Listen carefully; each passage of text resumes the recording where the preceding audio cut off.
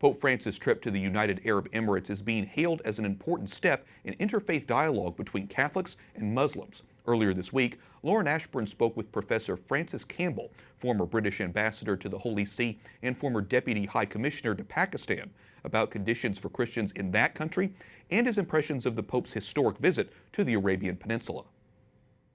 You were ambassador during the pontificate of Pope Benedict XVI. He tried to promote dialogue with Islam. This Pope, Francis, has followed in his footsteps with the trip to the UAE. Do you think that this trip, while significant, will make any lasting progress? I think the photograph with the papacy is iconic in itself, and if you think back to John Paul II and some of those really iconic photographs, I think he was the first pope that really in a media age communicated through a symbol and through a photograph. And I think seeing the Pope walking with the Crown Prince in Abu Dhabi, just off the plane on the Arabian Peninsula, I think there's very few of us that actually thought we would in our lifetime see such a photograph. You spent time in Pakistan as a Catholic diplomat, Professor Campbell. I'd like to get your impressions of what's happening there now. We talk a lot about Asia Bibi and the case there. She was acquitted of blasphemy charges. Do you see that as a watershed moment for Pakistan?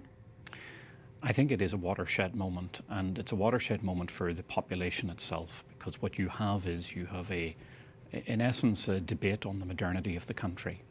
And the fact that Asia Bibi, that two people gave their life in defense of Asia Bibi. The first was Salman Taseer, the governor of Punjab, who was assassinated by one of his bodyguards, a practicing Muslim. The fact that he went into the prison, the fact that he said, this innocent woman needs to be released, somebody took it upon themselves to assassinate him, and that person was celebrated. And I think that was a real shock to the people of Pakistan.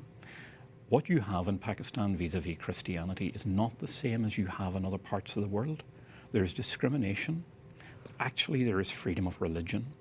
And if you look at the Pakistani constitution from the time of partition, where it was meant to be a pluralist state, where you have... What year was this? This was 1947. Okay, and there is right now persecution, Christian persecution in much of the world, including in Pakistan. Why is it different there? So it's different there because there is a Christian population, about 2% of the population are Christian. There's many Catholic schools.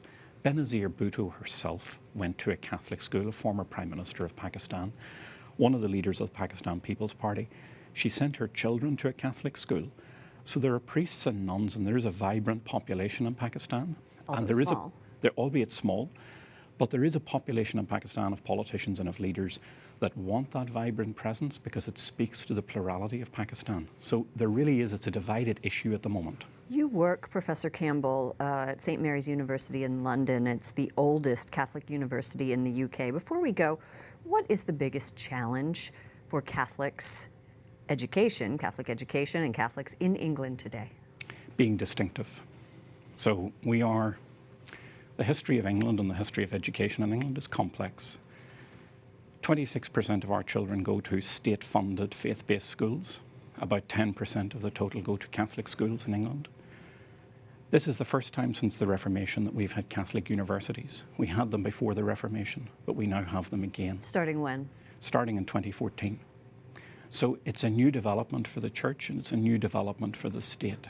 And your role is key in that, I believe, and most likely promoting it. Yes. So we have to promote something that's distinctive.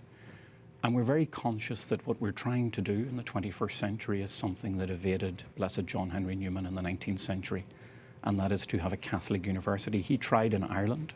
We're now trying in London. Many thanks for joining us. Former Ambassador Francis Campbell and now Vice Chancellor of St. Mary's University in London. Thank you so much for joining us. Thank you, Lauren.